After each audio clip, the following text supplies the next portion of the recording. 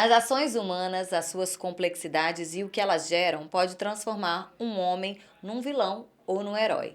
Essa é a reflexão da série Cobra Kai, que tá com uma temporada novinha no canal da Netflix e o Entrevistas, o canal Jesse hoje não ficou de fora e por isso hoje eu recebo o Sensei Zé Mário. Seja muito bem-vindo. Muito obrigado pelo convite, é um prazer estar aqui. Eu já te convido a curtir, compartilhar, se inscrever no canal Jesse hoje. Vamos juntos chegar até o dia 31 de dezembro a 30 mil inscritos nesse canal. E para a gente poder entrar nessa série direitinho, entender tudo que acontece, lógico, o Sensei, ele não tem nada a ver com o filme, não tem nada a ver com a série, porque o filme foi inspirado, aliás, a série foi inspirada nos filmes Karate Kid, de sucesso nos anos 80. O Sensei não tem nada a ver com isso, mas ele traz um pouquinho dessa energia no dojo dele e a gente vai falar sobre isso. Antes de eu falar, deixa eu apresentar o Sensei Zé Mário. Nascido em Portugal, o Sensei Zé Mário é instrutor-chefe da maior organização mundial de karatê tradicional, Goju Ryu. É isso? Goju Ryu. Goju Ryu, de Okinawa, a federação internacional dessa modalidade tradicional de karatê. E é também o sensei que lidera um total de 11 dojos em diversos estados brasileiros. Correto? Opa! Sensei, por que fala-se que o karatê é uma arte que trabalha corpo e mente? Bem, realmente o Karate trabalha na prática física, né? Sendo uma defesa pessoal, uma atividade física, mas realmente tem uma parte espiritual muito forte, muito agregada, né? Talvez devido ao esforço máximo que se faz para praticar o Karate, tem essa parte mental que é necessário estar equilibrada junto com a parte física. Entendi. Eu comecei falando, né, que a série Karate Kid, que a série Cobra Kai, inspirada no Karate Kid, a trama, né, que tá sucesso na Netflix, estamos na 6ª temporada, de alguma maneira ela impacta na realidade do seu dojo? Bem, ela realmente tem uma relação em certos aspectos, né? As pessoas realmente às vezes fazem um pouquinho de confusão, né? Mas existem alguns aspectos que estão interligados. Por exemplo, o Sr. Miyagi, não é, da série e do Karate Kid, realmente ele é inspirado num personagem que foi real, não é? Que é o Sensei Shoujo Miyagi, que inclusive é o precursor do estilo Goju Ryu que nós praticamos, não é? O nosso estilo de Karate. Tem outros aspectos também, não é? Porque o seu Miyagi realmente ele é da origem de Okinawa, não é? Realmente a origem do nosso Karate também está na ilha de Okinawa, não é? Ali é o berço do Karate. De resto, existe muita ficção, obviamente como é um filme e são as séries, existe muita ficção à volta, não é? Mas existem então alguns pontos que ligam. E quando essa série explodiu, né, fez esse sucesso total, as pessoas começaram a procurar o seu dojo? Sim, houve realmente um acréscimozinho de pessoas procurando, não é? Mas também não é aquela coisa que se imagina. E eu queria falar do seu dojo, que ele tem uma peculiaridade. O espaço em si, ele lembra muito as casinhas da ilha, né? É. Como é que foi essa construção? Como que o senhor pensou? Falou, deixa eu trazer um pouquinho, porque o senhor fez uma imersão de fato lá na ilha, não é isso? Como foi essa experiência e como foi trazer essa experiência? O que veio na sua mente assim para trazer? Bem, eu já não foi a primeira vez que eu ia à ilha de Okinawa, né? Mas no ano passado eu fiquei lá durante 2 meses. Eu e a minha esposa, que ela também é faixa preta de Karatê, e nós fomos numa bolsa do governo japonês. E porquê essa bolsa? Porque o Karaté, ele está, os 3 estilos tradicionais realmente reconhecidos pela prefeitura de Naha, a prefeitura da capital de Okinawa, o Goju Ryu, Shorin Ryu e o Eshi Ryu, eles estão num caminho de se tornarem um bem imaterial da humanidade por parte da Unesco. Então a nossa bolsa foi nesse âmbito que nós fomos lá. Esses 2 meses eles foram realmente tão intensos e tão fantásticos, foi assim uma experiência tão maravilhosa nas nossas vidas, que a partir daí, quando chegámos ao Brasil, a gente tinha que devolver alguma coisa àquele povo que nos recebeu tão bem, não é? E também aproveitar e continuar lá de alguma maneira, né? Porque quando você traz essa realidade, você fala, eu estou me sentindo um pouquinho lá. Com certeza. Na verdade, a minha vida, ao longo de todos estes anos, tem sempre essa ligação. A nossa organização é ligada ao Okinawa, não é? Então, os meus estudos, mesmo no Karaté, eles fazem... Okinawa está sempre presente, não é? Mas desta vez a ideia era devolver alguma coisa, não é?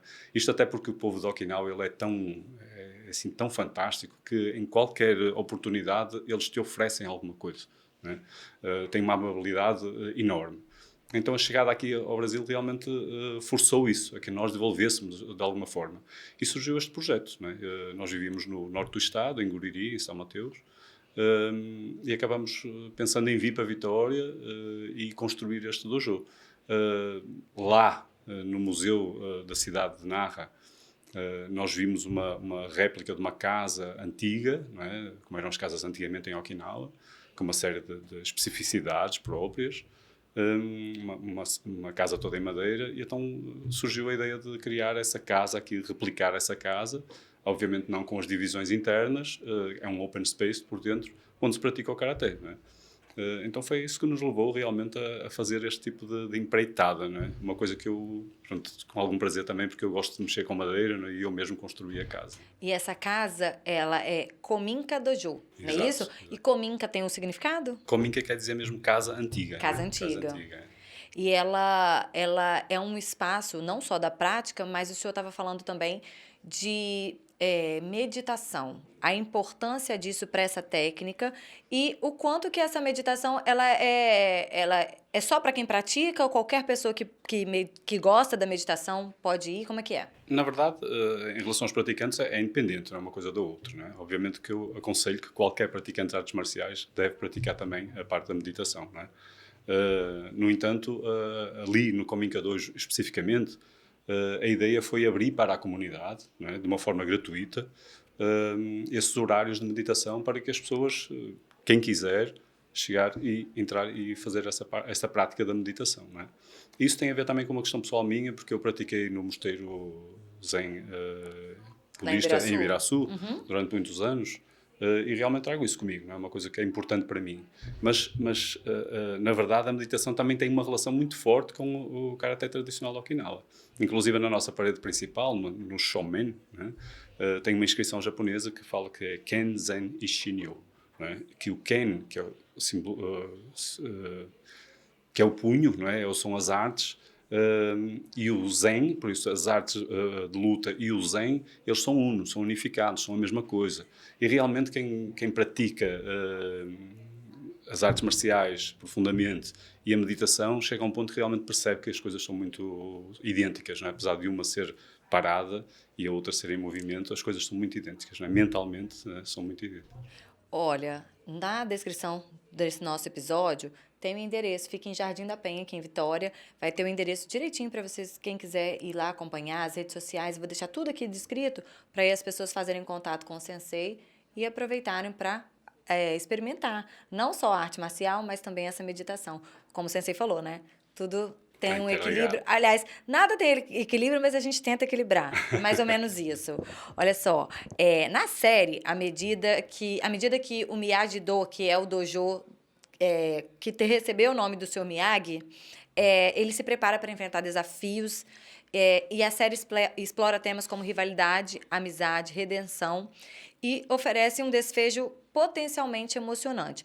Mas o senhor estava me falando, antes da gente começar a gravar, que essa técnica, né, o karatê que o senhor pratica, ele não é um karatê de disputa. Queria que o senhor falasse um pouquinho, porque aí a gente tá nesse o que é real e o que é ficção, né? Na verdade, quando falamos o karatê em si, ele é uma disputa com você mesmo, não é? A ideia é eu ir evoluindo e ficar melhor amanhã do que sou hoje. Né? Portanto, esse digamos que é o objetivo principal. Nós não focamos na parte competitiva, na parte esportiva, né? E lá na série tem um pouco, até parece, a questão de uma competição, né?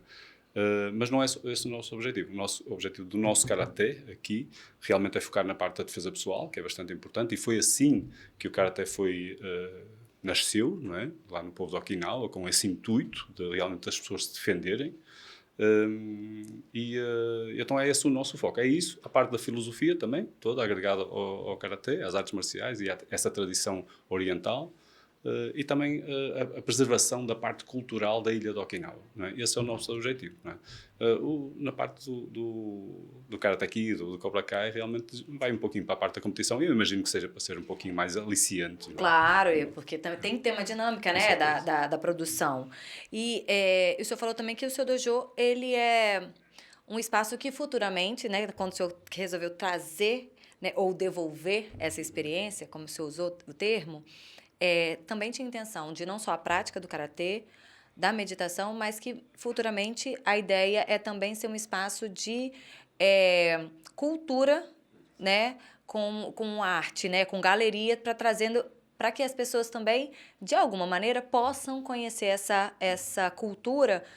Quem não pode, principalmente, viajar, Com estar certeza. lá. Como é que é essa ideia? O que vocês pensam em colocar ali naquele espaço? Na verdade, logo que o projeto iniciou, ele tinha essas três vertentes. Não é? A vertente principal são as aulas de Karaté, não é? Porque é o que eu faço, não é? Core business. Depois veio a questão da meditação, essa oferta ali à comunidade, e tinha realmente essa vertente forte, que eu acho que vai ser muito forte, que é transformar também o dojo numa galeria de exposições. E essa galeria ela irá expor a cultura de Okinawa, não é? Para aqui. Obviamente que isso é uma coisa que traz um outro tipo de investimento, um outro tipo de logística, e eu estou em conversações neste momento com o governo de Naha, de Okinawa. Inclusive, é interessante que a prefeitura de Naha ela tem um departamento, um secretariado específico para o Karatê, também é a importância que o Karatê desenvolve lá na ilha, não é? Então estamos em conversações de forma a haver toda essa organização para que um dia nós consigamos realmente realizar essas exposições periódicas dentro do dojo. No entanto, o dojo por si só já é um espaço cultural, não é? Devido à construção que não é? E aos artefactos, aos artigos que tem lá dentro do dojo, já transmite muito da cultura de Okinawa, só que muito direcionada para o Karatê. Nós queremos abranger outras áreas, não é? A área da culinária, a área da tecelagem que eles têm, que é muito forte, a área da cerâmica também, que eles são muito fortes. Então tem uma série de coisas que eu gostaria de trazer e de mostrar à comunidade. E aí, vocês que estão aqui conosco já perceberam o sotaque de português de Portugal, do sensei Zé Mário. Sensei, foi em Portugal que o senhor começou a prática do karatê? Com que idade? Como que te levou? O que te levou a ela? Eu comecei realmente em Portugal, não é? Eu costumo dizer que tenho uma estrelinha que me segue, não é? Durante a minha vida e nesse aspecto foi muito importante. Porquê? Porque eu comecei o meu karatê com um sensei, com o meu mestre, sensei Jorge Monteiro, e ele era aluno direto de um sensei de Okinawa, não é? Então, quer dizer, às vezes também é preciso ter é preciso as coisas acontecerem, não é? Então eu tive essa ligação logo direta com Okinawa, não é? Já comecei o meu karatê tarde. Com que idade? Cerca de 24 anos. Hoje o senhor está com quanto? Com 56, né? Então já comecei o meu karatê um pouquinho tarde, mas também o karatê de Okinawa, ele não tem propriamente uma idade específica, né? Inclusive em Okinawa, tem pessoas com 70, 80 anos, 90 anos até, treinando sem problema nenhum, né? Lá está, porque não tem essa vertente competitiva, não é? Então é uma coisa para a vida. Então comecei em Portugal e depois, pronto, por uma questão até pessoal. E o que te levou a fazer o karatê? Interessante. Eu estava gordo na época, era gordinho, não praticava esporte nenhum e eu vou fazer um esporte. E tinha um amigo que entrou nesse dojo nessa época e eu fui seguido por aí. Só que eu nunca mais abandonei. Esse meu amigo abandonou passado pouco tempo, muita gente abandonou o karatê e eu nunca mais abandonei. Realmente foi uma paixão assim à primeira vista, né? E eu achei legal, assim, essa história, porque não foi o peso, pode ter sido o peso que te levou, mas não te impediu de fazer o karatê. Não sei. Nada disso, né? Porque às vezes as pessoas falam, porque eu preciso emagrecer para chegar, ou sempre colocando algum impedimento, e na verdade não foi assim. E aí o senhor, de 24 anos para cá, e o que trouxe para o Brasil? Como que o senhor chegou ao Espírito Santo? É muito interessante porque eu desde pequeno que eu sempre fui apaixonado pelo Brasil. No entanto, por razões da vida, eu acabei por conhecer uma brasileira em Portugal e me casei com ela e passados uns anos nós optamos por viver para o Brasil. Foi por opção mesmo, porque realmente eu gosto muito do Brasil. E pronto, e depois quando cheguei aqui, obviamente continuei eu sou formado em design de comunicação. Lá em Portugal tinha uma empresa de design de comunicação e em paralelo eu dava aulas de karatê. E quando cheguei ao Brasil optei por realmente, só pelo karatê e me dedicar a 100% a este trabalho que eu faço. E o senhor e sua mulher já vieram direto para o Espírito Santo? Já porque a minha esposa era daqui da Serra. Ah, da Serra. Exatamente. Mas pararam tudo começou em São Mateus. Tudo começou em São Mateus, que nós procurávamos um refúgio assim mais uma praia e tal, e vivemos lá durante 15 anos em frente à praia. E lá a prática continuou? Lá eu criei um dojo, foi lá que começou, não é? Criei um dojo que continua lá, com mais de 50 alunos, com o meu aluno mais graduado que eu formei lá. Um segundo dan que eu formei e que deixei lá e continuou com os alunos que eu lá tinha. Quer dizer, o Karaté, os princípios que eu sigo do Karaté são esses mesmos, é deixar discípulos e disseminar e difundir o Karaté tradicional de Okinawa. Esse é um dos princípios da nossa organização, não é? Se eu me recordo bem no filme, do Sr. Miyagi, eu fui mais do filme do que da série. Estava comentando com o sensei que eu não sou muito de série, porque eu assisto um episódio, mas eu não consigo dar sequência direto, né? Então eu vou, volto, mas eu tô no Cobra Kai. Lógico, quando tá sucesso eu não vou perder. Mas eu lembro mais do filme, assim, tudo que eu vejo na série me lembra um pouco um filme. E eu vejo, assim, que o Sr. Miyagi, ele falava muito de paciência. Paciência, né? Aquela de pintar a madeira, e o Danielson às vezes ficava irritado, falando, você tá querendo me usar para, né, como seu empregado e tal. E é aquela questão da paciência, do trabalho de formiguinha.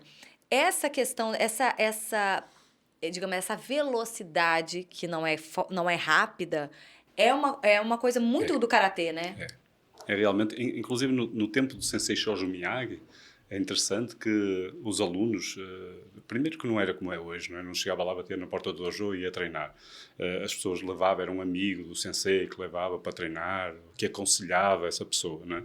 Mas quando chegava lá, os primeiros, sei lá, meses talvez, a pessoa nem treinava karatê. Ficava auxiliando na casa, no jardim, limpando o jardim e tal, para o sensei apreciar e ver que tipo de pessoa é que ele era, se realmente fazia sentido ele treinar e absorver aquela arte, né?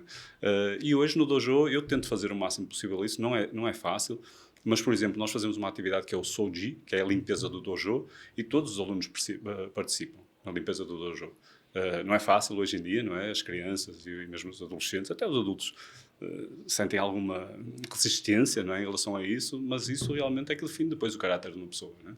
Então, isso realmente tem muito a ver, não é? Então, a prática do karatê, você não escolhe a prática é que te escolhe? Costuma-se dizer isso do mestre, não é? Você não escolhe o mestre te escolhe, não é? Que coisa! A gente vai caminhando para o final, deixa eu fazer esse paralelo, né? Porque é importante a gente, como eu falei, a gente trouxe o sensei para entrar nesse grande sucesso que está no momento, mas a gente não pode esquecer que existe uma ficção e uma realidade. Então, mas na ficção, o Sekai Taikai é uma competição internacional de karatê que testa habilidades e a resiliência dos protagonistas. Para os fãs de Cobra Kai, este torneio é visto não apenas como uma disputa de habilidades marciais, mas como um confronto moral e emocional entre os personagens. E aí, trazendo para a nossa realidade, eu queria que o senhor falasse muito se as pessoas chegam a procurar o seu dojo, às vezes com um pensamento de preparação física, de se preparar para estar preparado para algum confronto, e quando chega lá, fala assim, opa, afinal não é bem assim. Não é bem assim. Não, existe isso mais numa camada mais jovem, realmente, não é? Às vezes até por essas questões hoje em dia de bullying e tudo isso, às vezes chega lá um jovem com aquele objetivo de eu vou treinar para chegar lá no outro lugar e fazer e acontecer, não é? Mas rapidamente vai perceber que realmente não é por aí, não é? Até porque no dojo é muito fácil de perceber que às vezes até uma pessoa que a gente pensa que é mais fraca que nós e no momento se torna mais forte, não é? Então, isso rapidamente no dojo é desconstruída essa imagem de realmente de querer sobressair em relação ao próximo, não é? E sensei, o meu filho só tem 6 anos, mas ele faz há pouco tempo judô. Okay. As artes marciais, elas são muito semelhantes? Uma é o desenvolvimento da outra? Principalmente o judô, né? Por exemplo, o judô tem uma vertente muito forte de competição. E agora, se me permite até fazer esse paralelo, que é interessante. E porquê que existe a competição no judô? Porque realmente a arte do judô, eu não sou nenhum expert em judô, mas tenho reconhecimento, ela permite essa competição sem machucar o próximo, certo? Uma competição forte sem machucar. No caso do karaté, quando falamos de karaté de competição, temos que lhe anular muitas técnicas, né, para que realmente com poucas consigamos não machucar o colega. Não é? Porque se formos a utilizar as técnicas reais do karaté, é impossível, é quase impossível até de treinar no dojo, porque se formos a pensar nisso, vale tudo. Quando falamos de defesa pessoal, vale tudo.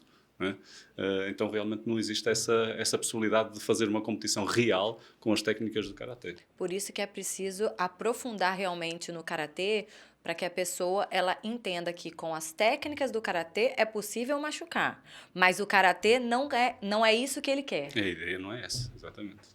É paz, é isso. Exatamente. Acaba tudo aí, realmente. Não acaba é? tudo aí. Exatamente. Em amor e paz, exatamente. Sensei, como é que faz para ir ao seu dojo? Né? A gente vai colocar aqui a descrição, mas o senhor pode falar também rede social, como é que faz? Fique à vontade. Nós estamos na verdade, o bairro é Pontal de Cambori, apesar de quase ninguém conhecer, porque o bairro Pontal de Cambori é bem pequenininho, fica ali junto ao canal, entre o Jardim da Penha e a Praia do Canto, né? Tem o canal, e nós ficamos ali em frente às marinas dos jet skis, né? Acho que é o ponto de referência, o melhor ponto de referência. Nós, normalmente, eu como vivo atrás do dojo, vivo no mesmo espaço, normalmente eu mantenho até o dojo aberto, o portão aberto, né? Mas nós funcionamos as aulas às segundas, quartas e quintas, a partir das 6 da tarde, né? Então, qualquer pessoa pode. E na rede social, como é que faz? Na rede social, nós estamos no Instagram, no @cominca_dojo. Dojo. Eu falei dojo o tempo inteiro, mas é dojo. Ah, não tem problema, né? Porque eu sou brasileirinha, capixabinha. Ô, Sensei, muito obrigada pela sua participação. Sucesso. Que a série não desvirtua as pessoas para entender, mas que leve as pessoas a buscarem realmente a conhecer a técnica e que o seu dojo seja de fato um sucesso. E principalmente, né, que a gente possa deixar nessa reflexão de que a técnica do karatê, ela visa o autocuidado, a sua superação, correto? Correto. E que a gente busca isso na vida. O Sensei falou uma coisa, todos os dias a gente tem que buscar ser melhor. Então, a nos superarmos, mas para nós sermos melhores, para nós principalmente. A gente vai ficando por aqui, semana que vem a gente se encontra, entrevistas toda semana aqui no canal de S hoje. Até semana que vem.